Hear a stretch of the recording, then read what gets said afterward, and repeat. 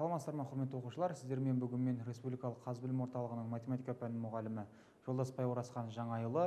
Сіздермен бүгін қарастыратын математикалық сауаттылық пәнінің кезекті тақырыбымыз ықтималдықтар теориясы, яғни ықтималдықтар жайында болмақ. Жалпы бұл сабақты бастамас бұрын сабағымыздың эпиграф ретінде, яғни ашу сөз ретінде бар нәрсеге білім қолды жеткізер деген Жүсіп Баласағұнидің сөзімен бастағым келіп отыр. Яғни біздегі әлемдегі кез келген нәрсеге біздің біліміміз қолды, яғни білу, ұғыну қолымызды жеткізеді. Яғни біздің деңгейімізді өсіретін, көтеретін нәрсе ол білім екен. Жалпы бұл тақырыпта енді сіздермен қарастырамыз, және сіздердің меңгеретіндеріңіз сынау ұғымы және оқиға ұғымын меңгересіздер. Оқиғаның түрлерін меңгересіздер, ол қандай оқиға, неше түрі бар деген секілді. Ықтималдықтың классикалық анықтамасын білесіздер және ықтималдықтың қасиеттерін, сонымен қатар ықтималдықтар теориясының негізгі теоремаларын және негізгі формулаларын біледі екенсіздер. Жалпы мына ықтималдық деген кезде ықтималдық не деген және ол нені қарастырады деген бізде сұрақ міндетті түрде туады. Яғни бұл сұраққа былай түрде жауап беріп көрейік.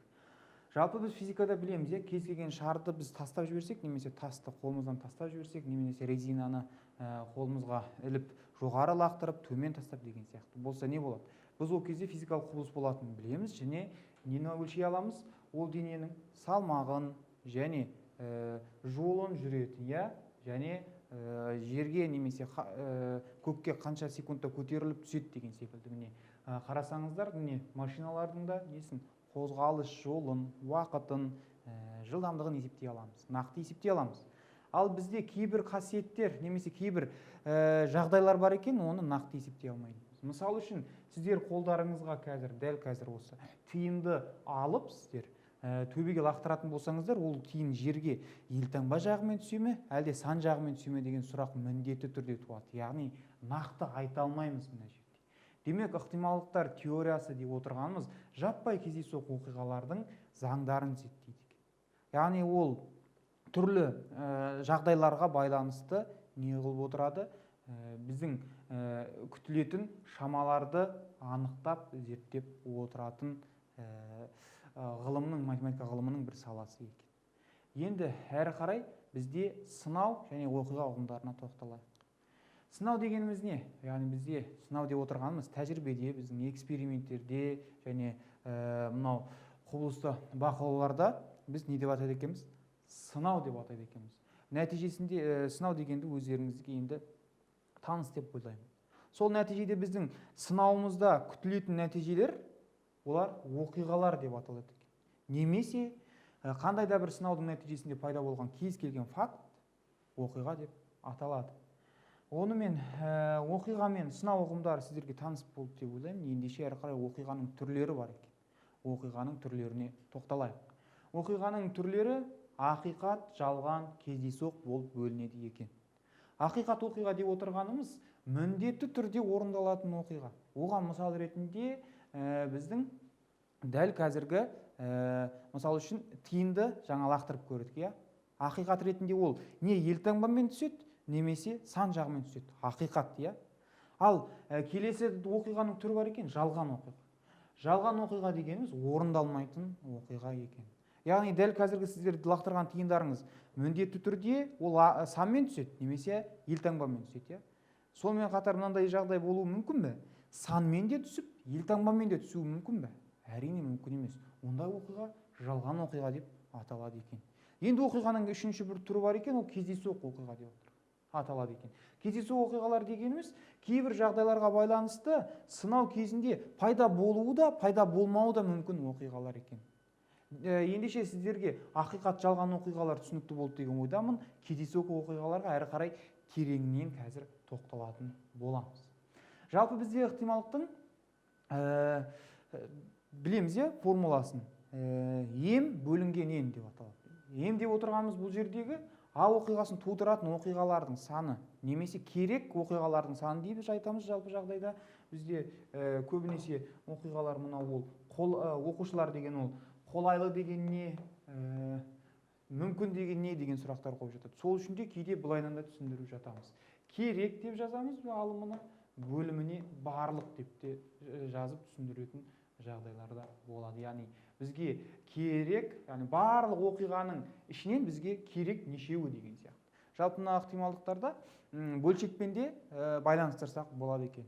Мысалы үшін сіздерде белгіленген ойын кубигі ретінде, бәрімізге таныс. Мысалы үшін айтады, ойын кубигінде дейді, екі цифрмен түсу ықтималдығын табыңыз дейді. Ол деген сөз барлығы неше цифр бар бізде, яғни неше сан жағы бар? 6, яғни 6. Екі жағы түсетін неше жағдай бар? Ол әрине 1. Сонда 6-дан 1 ықтималы. Немесе 6-ның біреуі, екі саны түседі деп айтуға болады екен. Ендеше бұл несі формуласы түсінікті болды деген ойдамын. Келесі енді ықтималдықтың қасиеттеріне тоқталайық. Ықтималдықтың қасиеті ол ықтималдықтың мәніне байланысты болады. Ықтималдықтың мәні, оқушылар, қарасаңыздар, мына жерде А дегеніміз бір оқиға, қандай да бір бізге берілетін, және ПА деп отырғанымыз ол сол оқиғаның ықтималдығы деген сөз. Енді қарасаңыздар, 0 мен 1-дің арасында жатыр. Және П-ны қандай екенін білеміз біз? Оң екенін білеміз.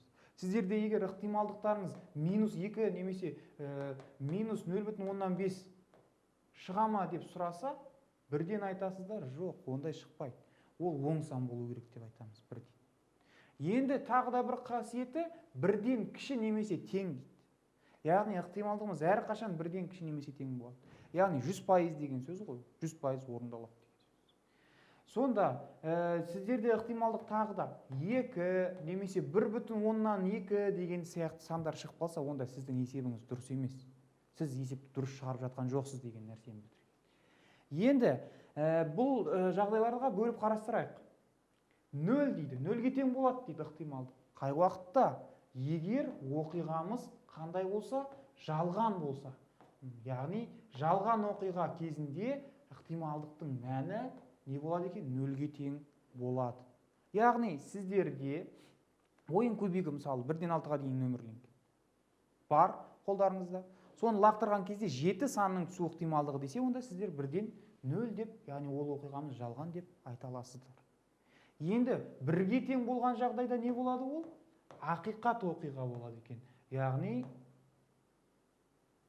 ақиқат оқиға. Яғни орындалады. Ал енді П деп отырғанымыз осы ықтималымыз 0 мен 1-дің аралығында жатса, онда ол оқиғамыз кездейсоқ оқиға деп аталады екен. Ендеше осы ықтималдықтың қасиеті түсінікті болды деген ойдамын. Әрі қарай ықтималдықтардың теоремаларына, ережелеріне тоқталайық. Ықтималдықтарды қосу теоремасы дейді, немесе қосу ережесі дейді. Айтады, П А1-ден А-ге дейінгі дейді, оқиғалардың қосындысының ықтималдығы тең болады дейді. П А1 сәйкесінше әрбір оқиғаның ықтималдықтарының қосындысына тең болады. Бұл жерде А1, А2, А-н деп отырғандарымыз үйлесімсіз оқиғалар деген сөз. Үйлесімсіз оқиғалар не дегені? Ол қиылысуы 0-ге тең болатын оқиғалар. Яғни жаңа сіздерде айтылып кетті, ол оқиғалар мысалы үшін елтаңба жағы мен тиынның сан жағы қатар түсуі. Ол үйлесімсіз, яғни қиылысуы бос жиын. Сол оқиғаларды айтады екенбіз. Енді сәйкесінше айтады, осы ықтималдықтарды қосу ережесін ары қарай есеппен толықтырайық. Түсінбей қалған жерлеріміз болса, ойын сүйегі лақтырылды дейді. 2 немесе 3 санының түсу ықтималдығын табыңыз. Яғни 2 ықтималдық табуым керек. Біріншісімен 2-нің түсу және 3-тің түсу ықтималдығын табуымыз керек. Жалпы мынандай жағдайда тағы да бір ескерте кетейін. Немесе десе көп жағдайда қосу ережесі пайдаланады, және десе көбейту ережесі пайдаланады екен. Көбейту ережесіне алдағы уақытта тағы да тоқталатын боламыз. Енді 2 оқиғасының, яғни 2 санының түсуі неше болады ықтималдығы? Әрине 6-дан 1, яғни ойын сүйегіне барлығы 6 жағдай, 2 жағымен түсу біреуі. Енді 3 санының түсу ықтималдығы не болады? Әрине 6-дан 1. Енді осы немесе дегендіктен біз айтып кеттік, қосу ережесі пайдаланады. Тең 6-дан неше болады әрине? 2 болады. Қысқартатын болсақ 3-тен 1. Яғни ойын сүйегінің лақтырылған кездегі мәні 2 немесе 3 болуы ықтималдығы 3-тен 1-ге тең екен. Яғни осы айтылған дүниелер түсінікті болып жатыр деген ойдамын. Олай болатын болса, келесі ықтималдықтарды қосудың тағы да бір қасиетіне немесе ережесіне тоқталайық. Жалпы мына жердегі әрбір ықтималдықтардың дейді мына А1-ден А-ге дейінгі оқиғалардың ықтималдықтарының қосындысы 1-ге тең. Және бұл жердегі А1, А2, А-н деп отырғандарымыз оқиғалардың толық тобы екен. Яғни ешқандай оқиға қалып кетпеу керек. Бізде күтілетін оқиғаның барлығы ықтималдықтары сәйкесінше қосылса 1-ге тең болады. Ол не деген сөз? Оқиғалардың толық тобы не деген сөз? Сәйкесінше мына жерде ойын көбейгі берілген. 1, 2, 3, 4, 5, 6. Біз енді әрбір күтілетін жағдай немесе мүмкін жағдай немесе оқиғалар не деген сөз? 6-ау болады деген сөз, иә? 7 енді күтілмейді, ол жалған оқиға болып кетеді, иә? Енді осылардың әрбірінің ықтималдығын тауып шығайық кішкене. 1-дің түсу ықтималдығы 6-дан 1, 2-нің түсу ықтималдығы 6-дан 1. Сәйкесінше барлығынікі міне байқасаңыздар 6-дан 1-еу-ақ, иә? 6-дан 1, 6-дан 1. Енді осылардың теорема айтады, қосып шықсаңыздар дейді. Қосып шықсаңыздар тең болады дейді 1-ге дейді. Шынында да тең болады 1-ге. Яғни 6-дан 1 неше жерде келіп тұр? 6 жерде келіп тұр. 6-ға көбейтіп жүрсек 6-дан 1-ді тең 1-ге деген сөз. Демек, оқиғалардың толық тобының ықтималдықтарының қосындысы нешеге тең болу керек? 1-ге тең болу керек. Сіздер соған мұқият болуларыңыз керек екен. Енді тағы да бір қосудың ережесі бар, немесе теоремасы. Ол қарама-қарсы оқиғаға байланысты. Сәйкесінше ПА оқиғасы қосылған ПА оқиғасының қарама-қарсы оқиғасының ықтималдығы сәйкесінше. Екеуін қоссаңыздар 1-ге тең болады. Ол не деген сөз? Мысалы үшін, мергеннің нысанаға тигізу ықтималдығы 0,7 дейді. Ал тигізбеу ықтималдығы сонда неше болады ол? Яғни 1-ден азайтасыздар 0,7 деген сөз. Тең 0,3. Бізде жалпы күтілетін жағдай мына жерде не тигізеді? Оған қарама-қарсы оқиға тигізбейді. Екі жағдай екен. Демек, сол екеуін қоссаңыздар дейді, сәйкесінше 1 болады дейді. Енді бұл қасиеттер түсінікті болды деген ойдамын. Сәйкесінше ықтималдықтарды көбейту теоремасына, яғни көбейту ережесіне кірейік. Есеппен қарастырсақ, бірінші қорапта 10 шар бар. Олардың 6-сы ақ, 4-і қара. Қорапқа қарамай 2 шар алынды. Алынған шардың біріншісі ақ дейді, екіншісі қара болу ықтималдығын табыңыз. Сәйкесінше бізде неше шар бар? Барлығы 10 шар бар. Ал ол мен бірінші шарды аламын және екінші шарды аламын дейді. Яғни 2 шар алынған деген сөз ғой. Енді қарасаңыздар, бірінші шар ақ болу ықтималдығы нешеге тең? 10-нан нешеу ақ? 6-ау ақ. Демек, бірінші шарым 10-нан 6 болады. Ал екінші шарым қара болу ықтималдығы нешеге тең болады? 10-нан 4 дейді. Жақсы. Көп оқушылар осылай жазып қояды, 10-нан 4. Ал ол 10-нан 4 болуы да мүмкін, болмауы да мүмкін жағдайлар бар. Кімге байланысты ол? Егер бірінші шар, мына алынған бірінші шар, қорапқа қайта салынса, ол әрине 10-нан 4 болады. Ал егер салынбаса, 9-дан 4 болады. Яғни бұл салынса, яғни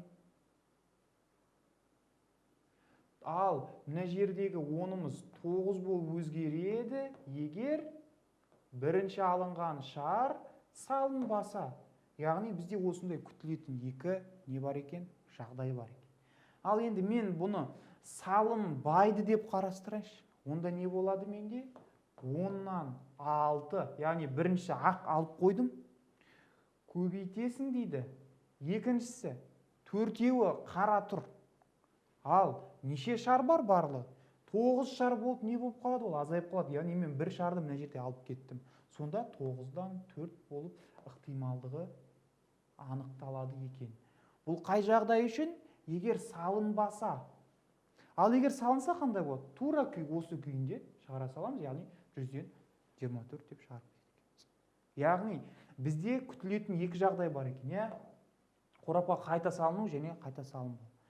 Бізде енді жаңағы есепке тоқталатын болсақ, ол жерде не болды? Екі жағдай болды. Салыну, яғни бірінші алынған қорап шарымыз екіншіден сол қорапқа салынуы және салынбауы. Біз егер салынбады деп қарастыратын болсақ, не болады? Яғни ол салынбаса егер, ол ықтималдығымыз бізде шартты ықтималдық деген жаңадан ұғымды енгізеді екен.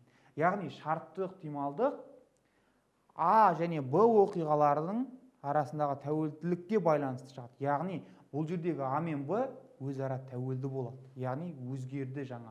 Байқасаңыздар, иә, тағы да бір қойып жіберейін. Міне жерде 10 шарым неше шар болып қалды? Өзгеріп 9 шар болып қалды. Сәйкесінше осындай бір-біріне тәуелді оқиғалардан көбейтіндісінде анықталған ықтималдығымыз шартты ықтималдық болып тұрады екен. Енді сәйкесінше сіздер мына формулалармен таныс болыңыздар. Яғни осы кездегі шартты ықтималдық, яғни шартты оқиғалардың ықтималдықтарының көбейту ережесі десе, онда сәйкесінше А оқиғасының бірінші ықтималдығын анықтап аласыздар, оған көбейтесіздер келесі бір Б оқиғасының ықтималдығын.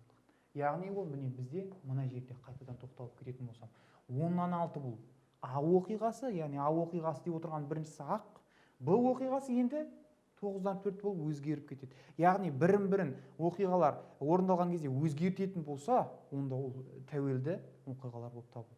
Сәйкесінше онда жаңағы П А-да Б деп отырғанымыз осы жерде 9-да 4-ке тең екен. Яғни П А-да Б деп отырғанымыз 9.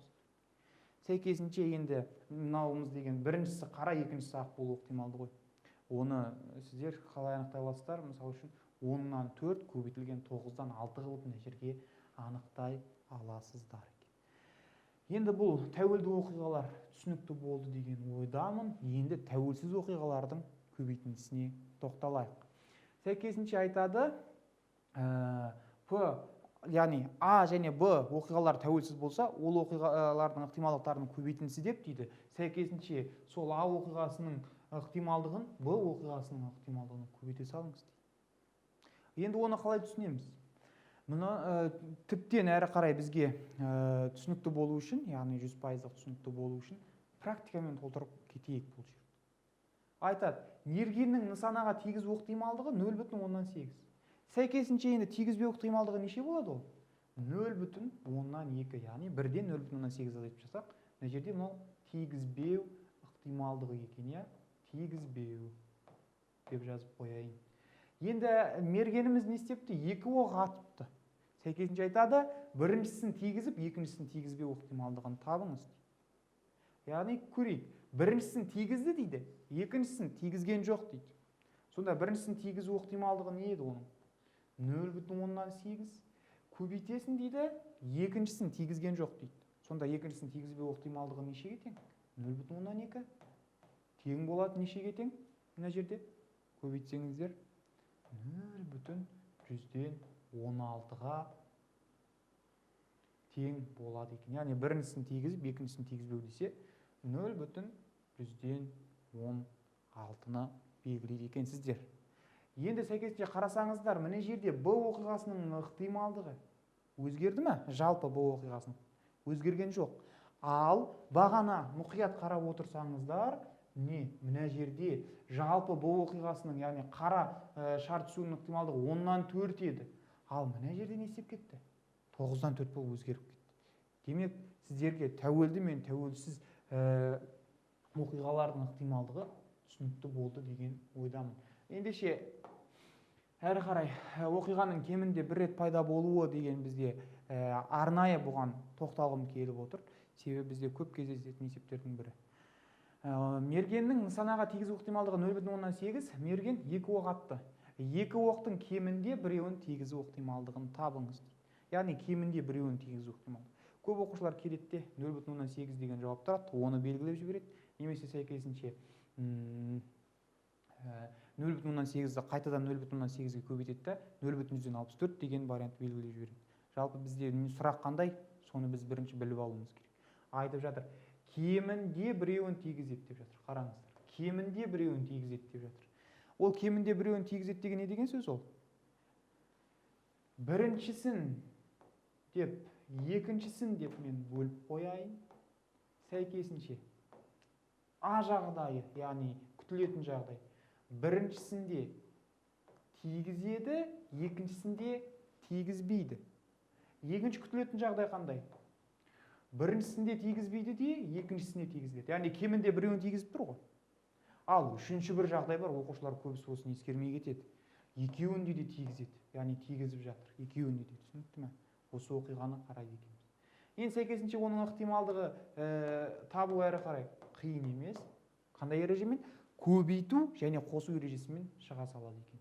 Біріншісін тигізеді 0,8 көбейтілген, екіншісін тигізбейді, онда 0,2. Әрі қарай қосу ережесі кетеді, яғни қосу теоремасы. Біріншісін тигізбейді, ол нешеге тең? 0,2. Екіншісін тигізеді, ол 0,8. Сәйкесінше қосу әрі қарай қосу теоремасын пайдаланамыз. Біріншісінде, екіншісінде тигізеді. Сәйкесінше не болады ол? 0,8 көбейтілген 0,8 деп осы түрде анықталады екен біздің ықтималдығымыз. Яғни мына оқиғамыздың ықтималдығы. Енді бұл есеп түсінікті деп ойлаймын. Әрі қарай мәнін есептеу қиын емес. Сіздер бірінші формасын, яғни есепті шешу алгоритмін жақсылап түсініп алуларыңыз керек. Енді келесі қарама-қарсы оқиға деген және де бір тоқталатын есептің бірі, немесе тоқталатын пункттің бірі деп айтайын. Қорапта 10 ақ, 8 қызыл және 7 қара түсті асық бар дейді. Қораптан кездейсоқ алынған асықтың ақ түсті болмау ықтималдығын табыңыз. Бізде күтілетін жағдай мына жерде не болып тұр? Сұрап жатырғаны ақ түсті болмау. Жалпы бізде кез келген мына жердегі қораптан асықты алатын болсам, ол екі жағдай бар, иә. Біріншісі ақ болады, екіншісі ақ болмайды, иә. Бізде сол ақ болмайтынын сұрап тұр екен. Көп оқушылар қайтеді, мына жерден қызылды бір анықтап алады, жетіні бір анықтап алады, сәйкесінше осы екеуін қосады да барлық неге бөліп жібереді, яғни барлық асықтың санынан бөліп жібереді. Олай да дұрыс. Ал бірақ бұны есепті шығарудың екінші бір тәсілі бар екен. Яғни ол не деген сөз? Қарама-қарсы оқиғалар. Біз білдік бағаны. П А оқиғасы мен оның қарама-қарсы оқиғасының ықтималдықтарының қосындысы нешеге тең болу керек еді? 1-ге тең болу керек. Мен сәйкесінше осы жерден бір ақ түсті болу ықтималдығы нешеге тең екенін тауып алсам, мына жерден неше шар бар бізде? Жалпы неше шар бар? 10, 8, 7, яғни 25 шар бар екен. Ал оның ақ түсті болу ықтималдығы не болады сонда? 25-тен 10 болады. Бұл ақ түсті болу ықтималдығы. Менен мынаны сұрап тұр, ақ түсті болмау ықтималдығын. Яғни П ақ түсті емес дейді. Яғни терістеу деген сөз ақ түсті емес. Яғни қарама-қарсы. Тең 1-ге. Енді мынау нешеге тең болатынын біліп отырсыздар, ол әрине нешеге тең? П ақ түсті емес, ол тең 25-тен 15 болады. Яғни 1-ден азайтып тастаймыз 25-тен 10. Бұл қысқаратын болса, қазір сәйкесінше 5-тен 3 болады. Яғни 5-ге қысқартып жатырмын. Ал ол 0,16-ға тең екен. Демек, ақ түсті болмау ықтималдығын мен 1-ден анықтай алдым 0,16 деп, иә? Енді бұл есептер түсінікті болып жатыр деген ойдамын. Әрі қарай келесі бізде осы соңғы 1-2 жылдықта енген математика сауаттылыққа ықтималдықтар тақырыбына бір формула бар. Ол Бернулли формуласы деп аталады. Яғни қазіргі таңда көп қолданып жүрген формулалардың бірі. Ол формула не дейді? Яғни А оқиғасының пайда болуын, бірнеше рет пайда болуын, немесе n рет пайда болуын анықтайтын формула екен. Яғни бізге А деген қандай да бір оқиға беріледі.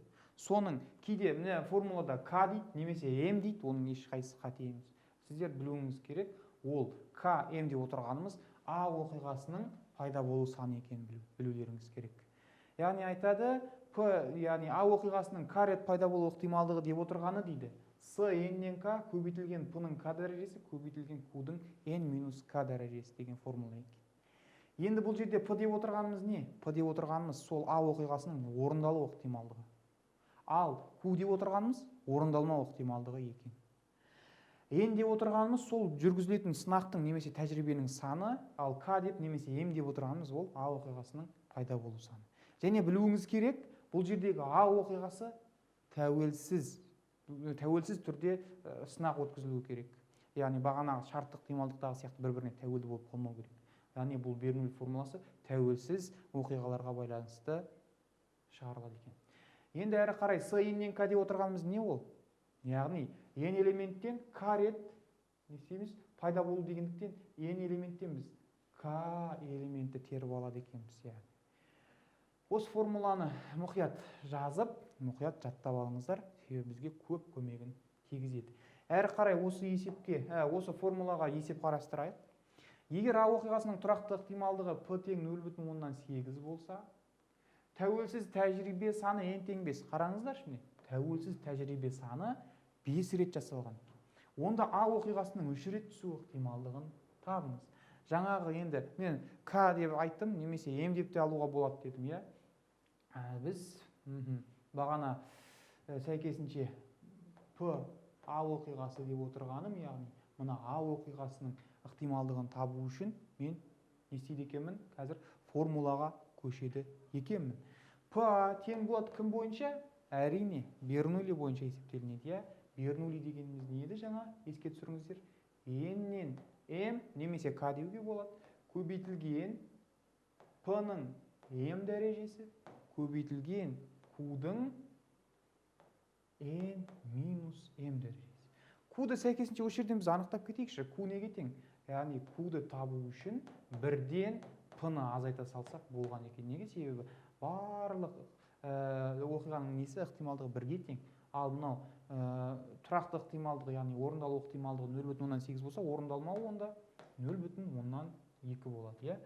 Енді әрі қарай жалғастыратын болсақ, бізге неше сынақ жасалған? 5 сынақ. Бізге неше рет түсу керек? 3 рет. Демек, М дегенім 3-ке тең екен. Ал N дегенім 5-ке тең. Енді әрі қарай есептеу қиын емес, тек орнына қоя саламыз. А оқиғасының ықтималдығын табу үшін С 5-тен 3 көбейтілген, мен мына 10-нан 8 дегенді, 0,8 дегенді бөлшек түрінде жазсам ыңғайлы болады екен. 10-нан 8-дің неше дәрежесі деймін? Әрине, М деп тұр. Сонда 3 рет пайда болу керек. Көбейтіледі 10-нан 2-нің неше дәрежесі? 2 дәрежесі екен. Яғни сіздер қазір 5-тен 3-ті алып тастасаңыздар 2 шығады. Енді әрі қарай біз білеміз, мына формуланы, яғни терулердің формуласы. Ол қалай еді? 5 факториал бөлінген 3 факториалды бірінші жазып алам, және 5-тен 3-ті азайтам 2, сонда 2 факториал дейтін едік. Көбейтіледі мына жерге мен бірден 10-ның 5 дәрежесі деп жазсам болады, яғни мынау не бойынша? Дәреженің қасиеті бойынша. Ал мына жерден 8-дің 3 дәрежесі көбейтілген 2-нің 2 дәрежесі болып шығады екен. Енді әрі қарай шығаратын болсақ бұны, мынау 5 факториал мен 3 факториалды қысқартатын болсам, 5 көбейту 4 қалып қояды да, яғни 5 көбейту 4 көбейту 3 факториал түрінде жазуға болады. Сәйкес сол жерде 3 факториал мен 3 факториал қысқарады. Сонда мына жерде 5 көбейту 4 бөлінген 2 факториал деп отырғаным ол 2 көбейтілген, енді мен көбейтуді мына жақтан жазайын, 8-дің 3 дәрежесі көбейтілген 2-нің 2 дәрежесі бөлінген 10-ның 5 дәрежесі түрінде анықталады екен. Енді мен мына 2 мен 4-ті қысқартсам, мына жерде 2 қалады. 2-ні 5-ке көбейтсем 10 болады. 10-ны қысқартуыма болады. 10-ның 5 дәрежесі мен мына 2, 5 пен 2-ні қысқартсам 10-ды. Сонда не қалады менде? 8-дің 3 дәрежесі көбейтілген 2-нің 2 дәрежесі бөлінген 10-ның 4 дәрежесі болып қалады екен. Енді 8-дің 3 дәрежесі деп отырғаным есептесеңіздер қазір 512 шығу керек. 2-нің 2 дәрежесі деп отырғаным ол 4-ке тең. Енді мен 512-ні сәйкесінше 4-ке көбейтіп жіберсем, неше болады? 8, 4, 20. Яғни 2048. Енді қараңыздар, жауапқа да бір мұқияттылық керек. Осы жерде 2048 деген жауап бар ма екен? Бізде ол Е нұсқасында тұр екен. Ал қалғандары келмейді. 2084, 0428, 0284, 0248 деп келіп тұр екен. Ал бізде бір жауап, дұрыс жауап біреу ғана болады, иә? Таңдау пәндеріндегідей 2 немесе 3 жауаптық емес, иә? Бір жауаптық. Енді бұны есептеудің үлгісін немесе алгоритмін жақсылап түсіндіңіздер деген ойдамын. Олай болатын болса, бүгінге осы ықтималдықтар теориясы сабағы аяқталды. Сіздермен болған мен Республикалық Қазбілім орталығының математика пәні мұғалімі Жолдасбай Оразхан Жаңайұлы. Осы сабағымыз сіздерді білім деңгейлеріңізді белгілі бір деңгейге көтерді, яғни өзінің үлесін қосты деген ойдамын. Олай болатын болса, келесі кездескенше қош, сау болыңыздар.